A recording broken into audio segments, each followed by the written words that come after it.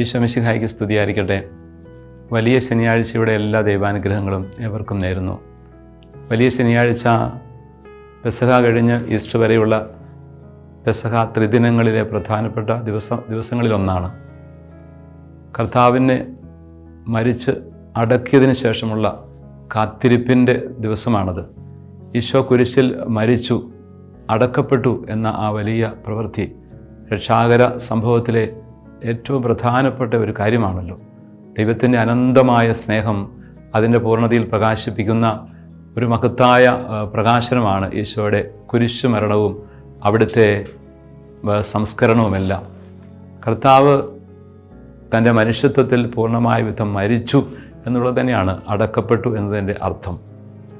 അങ്ങനെ അടക്കപ്പെട്ട മിശിഹ പാതാളങ്ങളിൽ ഇറങ്ങി മൂന്നാം ദിവസം ഉയർത്തെഴുന്നേറ്റു എന്ന് നമ്മൾ വിശ്വാസ പ്രമാണത്തിൽ പ്രാർത്ഥിക്കുന്നു.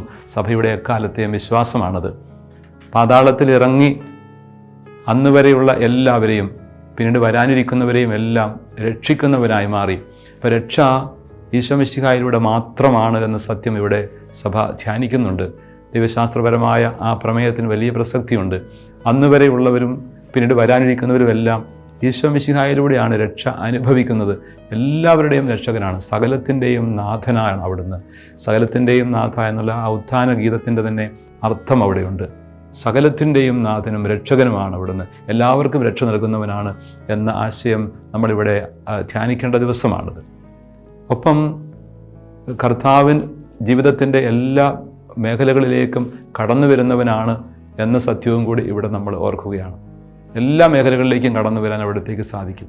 നമ്മുടെ ജീവിതത്തിൻ്റെ പരിത്യക്തതകൾ, നമ്മുടെ ഇല്ലായ്മകൾ, ഒറ്റപ്പെടലുകൾ, മരണകരമായ ജീവിതത്തിൻ്റെ സാഹചര്യങ്ങൾ, അങ്ങനെയുള്ള മരണത്തിൻ്റെ നിഴൽ വീണ താഴ്വരകൾ, അവിടേക്കെല്ലാം കടന്നു വന്ന് നമുക്ക് കരുതലും രക്ഷയും സാന്ത്വനവും ശക്തിയും ജീവനുമെല്ലാം പകരുന്നവനാണ് ഈശോ മിശിഹ എന്ന സത്യം നമ്മളിവിടെ ധ്യാനിക്കുകയാണ്.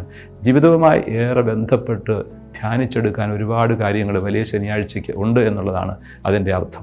നമ്മുടെ ജീവിതത്തിൽ നമ്മളൊക്കെ പലപ്പോഴും ഒറ്റപ്പെട്ടു പോകാറുണ്ട്, അവഗണിക്കപ്പെടുന്നു എന്നുള്ള ചിന്തയിൽ അകപ്പെട്ടു പോകാറുണ്ട്. വിഷമവും നിരാശയും ഒക്കെ ജീവിതത്തിൽ കടന്നു വരാൻ ഇടയുണ്ട്. ഇരുട്ട് പലതരത്തിലും വഴിമുട്ടിയ അവസ്ഥ, അവിടേക്കെല്ലാം കർത്താവ് കടന്നു വരും എന്നുള്ള സത്യം നമ്മുടെ ജീവിതത്തിൻ്റെ പാതാള സമാനമായ അവസ്ഥകളിലേക്ക് അവിടുന്ന് കടന്നു വന്ന് ജീവനും രക്ഷയും നൽകുന്നവനാണെന്ന് നമുക്ക് ഇന്ന് ധ്യാനിക്കാനായിട്ട് സാധിക്കട്ടെ. ഒപ്പം ഇതൊരു വലിയ കാത്തിരിപ്പിൻ്റെ ദിവസമാണെന്ന് സൂചിപ്പിച്ചല്ലോ.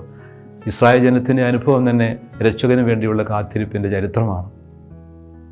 പിന്നീട് രക്ഷകൻ കടന്നു വന്നപ്പോൾ അവരിൽ ഏറെ പേർക്ക് അവിടുത്തെ തിരിച്ചറിയാൻ പറ്റിയില്ല എന്നുള്ളത് യാഥാർത്ഥ്യം. പക്ഷേ കാത്തിരിക്കുന്ന ഒരു ദൈവജനം, പുതിയ നിയമ ജനതയും കാത്തിരിക്കുന്ന മഹത്വത്തിലുള്ള ജീവിതത്തെ കാത്തിരിക്കുന്ന ഒരു ജനതയാണ്. തിരുസഭ നിത്യതയിലേക്ക് തീർത്ഥാടനം ചെയ്യുന്ന കാത്തിരിപ്പിൻ്റെ ഒരു ജനതയാണ്. നമ്മുടെയൊക്കെ ജീവിതത്തിലും പ്രത്യാശയോടുകൂടി തിരുവുത്ഥാനത്തെ മുമ്പിൽ കണ്ടുകൊണ്ട് കാത്തിരിക്കാൻ പറ്റണം.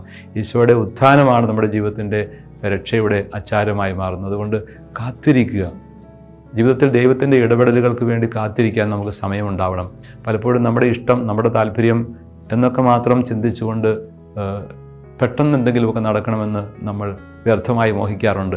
പക്ഷെ അതല്ല, ദൈവം ഇടപെടുന്ന ദൈവത്തിൻ്റെ സമയം, ഖൈറോസ്, ദൈവത്തിൻ്റെ സമയത്തിന് വേണ്ടി കാത്തിരിക്കാൻ നമുക്ക് സാധിക്കണം.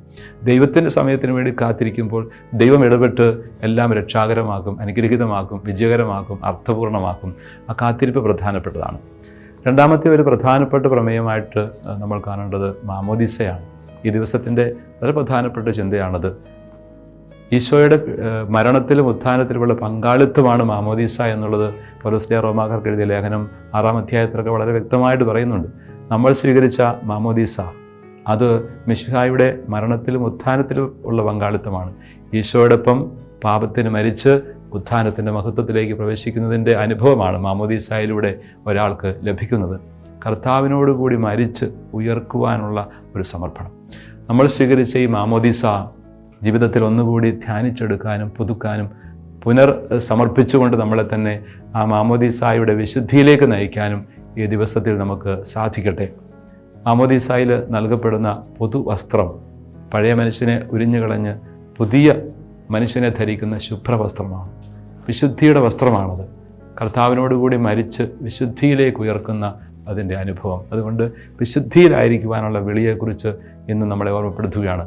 മാമോദീസായിൽ ലഭിച്ച വിശുദ്ധി നഷ്ടപ്പെടുത്തിയിട്ടില്ല എന്നൊക്കെ പറയുന്ന വിശുദ്ധരെ നമുക്ക് ഓർക്കാൻ പറ്റണം മാതൃകയാക്കി. നമ്മുടെയൊക്കെ ജീവിതത്തിൽ നഷ്ടപ്പെട്ടു പോകുന്ന വിശുദ്ധി വിശുദ്ധ കുമ്പസാരത്തിലൂടെ നേടിയെടുത്തുകൊണ്ട് മാമോദീസായുടെ ആ പവിത്രതയിൽ എന്നും ജീവിക്കാനായിട്ട് നമുക്ക് തീരുമാനമെടുക്കാനും ഇന്ന് സാധിക്കട്ടെ. ഒപ്പം മാമോദീസ വഴിയിൽ നൽകപ്പെടുന്ന തിരിനാളം ലോകത്തിൻ്റെ പ്രകാശമായ മെശിഹായെ സൂചിപ്പിക്കുന്നതാണ്.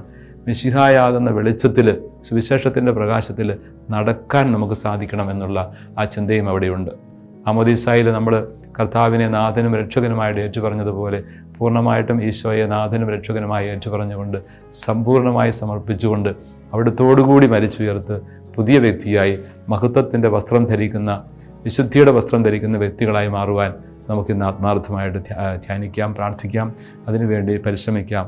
സ്നേഹത്തോടെ പ്രതീക്ഷയോടെ കാത്തിരിക്കുന്ന, വിശുദ്ധിയിലേക്ക് വളരുന്ന കൃപ നിറഞ്ഞ ഒരു ജീവിതത്തിൽ നമുക്ക് എത്തിച്ചേരാൻ ഇടയാവട്ടെ. വലിയ ശനിയാഴ്ചയുടെ എല്ലാവിധ ദൈവാനുഗ്രഹങ്ങളും ഏവർക്കും സ്നേഹപൂർവ്വം നേരുന്നു. ദൈവം നമ്മെ എല്ലാം ധാരാളമായിട്ട് അനുഗ്രഹിക്കട്ടെ. തിരുവുത്ഥാനത്തിൻ്റെ മംഗളങ്ങളും ഒപ്പം നേരുന്നു.